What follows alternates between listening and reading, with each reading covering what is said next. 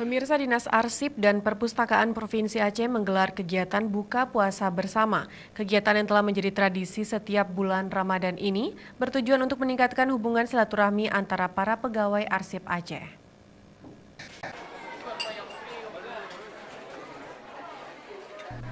Puluhan pegawai arsip dan perpustakaan Aceh berkumpul untuk melaksanakan buka puasa bersama.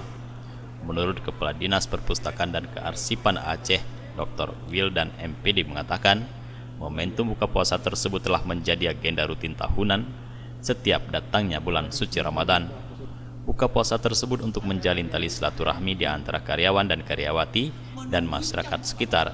Dengan datangnya bulan suci Ramadan diharapkan dapat dipergunakan untuk meningkatkan iman dan takwa kepada Allah Subhanahu wa taala. Tradisi berbuka puasa bersama di Aceh sebenarnya luar biasa. Hampir setiap sore ada saja lembaga yang menyelenggarakan kegiatan seperti ini. Kepala-kepala dinas rata-rata setiap sore menerima paling tidak 2 undangan.